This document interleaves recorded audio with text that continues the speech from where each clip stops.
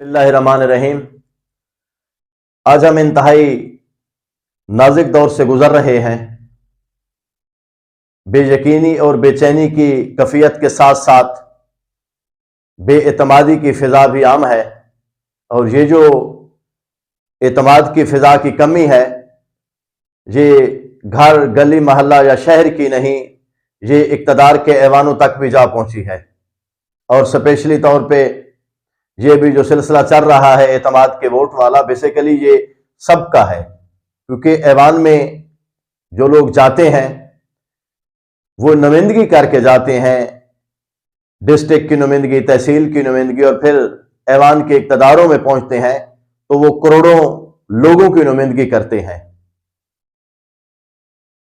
اسی کے ریلیٹڈ اور جس کیفیت سے ہم گزر رہے ہیں، میں تھوڑا سا پیچھے تاریخی طور پہ لے کے جانا چاہتا ہوں۔ تاریخ میں بہلول دانا گزرے ہیں، تاریخ نے جس کا اصل نام تو وہب بن عمرو لکھا ہے، اور وہ بغداد کے انتہائی ثروت مند انسان تھے۔ تاریخ نے ہارون رشید کا کزن ان کو لکھا ہے، قریبی رشتہ داروں میں لکھا ہے۔ اور بہلول دانا حضرت امام جعفر صادق علیہ السلام کے شاگرد تھے، اور ایک دانش مند انسان تھے۔ وہ غیر معمولی ذہین اور ایک اعلیٰ انسان تھے۔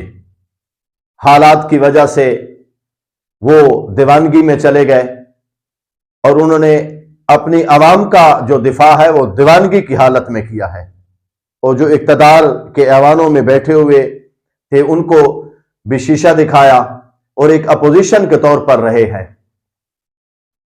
بہلول کے محلے کا ایک دوست تھا بہلول کا، اور وہ اکثر بہلول کو ملتا تو یہ کہتا کہ میں نے آپ سے سچا انسان کوئی نہیں دیکھا ہی نہیں ہے۔ ایک دن اتفاق سے اس کو خچر کی ضرورت پڑی اور بہلول کے پاس آ گیا، بہلول مجھے آپ کا خچر چاہیے۔ بہلول نے کہا کہ وہ خچر تو میں نے فروخت کر دیا ہے۔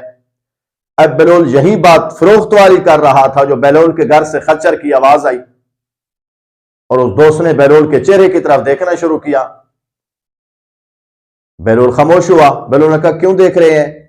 اس کا حیرانگی کی وجہ کیا ہے؟ اس نے کہا وجہ آپ پوچھتے ہیں مجھ سے کیا ہے؟ آپ نے کہا میں نے خچر فروخت کر دیا ہے، اور آپ کے گھر سے خچر کی آواز آ رہی ہے۔ تو بہلول نے کہا مجھے آپ کے اوپر حیرانگی ہو رہی ہے کہ آپ بڑے عجیب انسان ہیں، کتنا عرصہ میرے ساتھ گزرا ہے؟ اس نے کہا کہ آپ اور میرا سالوں سے ایک رشتہ ہے، میں آپ کو بھائی سمجھتا ہوں، بغداد کا ایک سچا انسان سمجھتا ہوں۔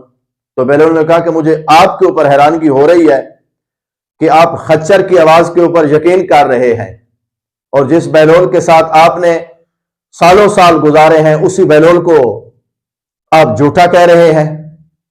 اب بہلول کی اور اس دوست کی بات تو یہاں ختم ہو جاتی ہے، مگر یہ سبق ہم لے لینا ہے اس سے۔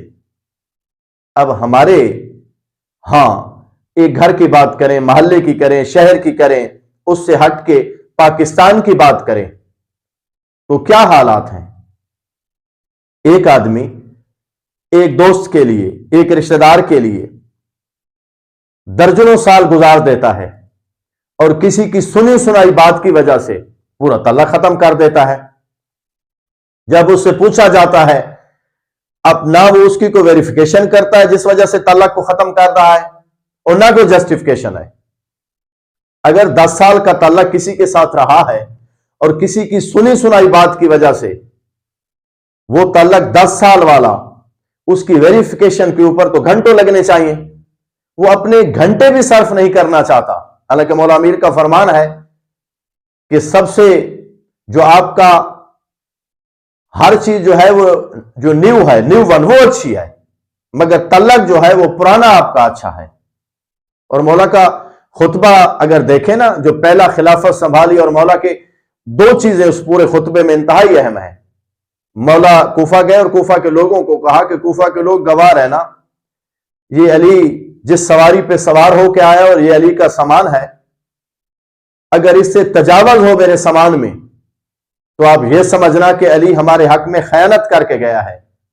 اور دوسرا مولا نے کہا کہ حق اور باطل، جھوٹ اور سچ کے درمیان 4 انگلیوں کا فاصلہ ہے، اور میں علی حیران ہوں کہ لوگ اتنے قریب سے اس فاصلے کو نہیں سمجھتے۔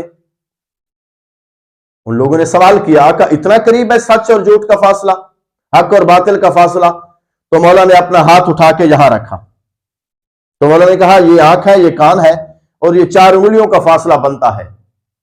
اگر میرے اقتدار میں اور فار ایور اسی کے اوپر آپ عمل پیرا رہیں کہ جو چیز آنکھ سے دیکھیں اور جو چیز کان سے سنو تو اس کو سچ سمجھیں، تو معاشرے میں امن رہے گا۔ اب ہمارے ہاں کیا یہی امپلیمنٹیشن ہے؟ ہم 10 سال 12 سال 20 سال کے تعلق کو کسی کی سنی سنائی باتوں کی وجہ سے ختم کر رہے ہیں، اور یہاں پہ جو اقتدار کے ایوانوں میں آپ بیٹھے ہیں 5 سال ایک پارٹی کے ساتھ، پھر اپنے کمرشل جو تعلقات ہیں ساری چیزیں کہ مجھے کہاں سے پرافٹ فائدہ ہونا ہے، پھر کسی اور پارٹی کے ساتھ۔ اب وہ ایک چینج نہیں ہوتا۔ ہماری تو بدقسمت یہ ہے کہ ہم نہ جمہوریت کو سمجھ سکے ہیں، نہ کسی اور معاملے کو سمجھ سکے ہیں۔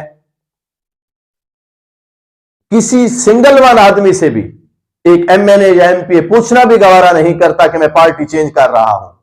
اگر کوئی کسی جلسے میں پہلی بات تو کوئی پوچھتا نہیں ہے، یا میڈیا والے اینکر پرسن جرات کر کے وہ پوچھ لیتے ہیں تو اپنی کہانیاں بیان کرتا ہے کہ فلاں نے فنڈ نہیں دیا، یہ ہو گیا وہ ہو گیا وہ ہو گیا، اور پھر کیا ہے؟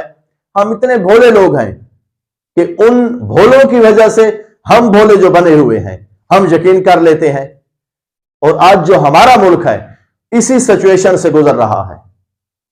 اب یہ جو اعتماد کے ووٹ والا سلسلہ اب چل رہا ہے اسپیشلی پنجاب گورنمنٹ کا، یہ 12 کروڑ عوام کے اعتماد کا مسئلہ ہے، 1 2 4 کا مسئلہ نہیں ہے۔ اگر ہم پکے یقین کے ساتھ ووٹ دیتے اور کم از کم یہ پاکستان کی جو 1947 سے لے کے آج تک کبھی ایک مرتبہ بھی ہم پوچھ لیتے ان سے، ایک پارٹی چینج کرنے والا آدمی اس سے ایک مرتبہ بھی پوچھ لیتے تو کسی کو جرات بھی نہ ہوتی، اور یہ جو اعتماد کی فضا ہے وہ بھی ہمیشہ برقرار رہتی، کیونکہ مجرم ہم بھی ہیں اور وہ بھی ہیں، اور ان سے زیادہ ہم ہیں جو بار بار انہی چہروں کو آزما رہے ہیں۔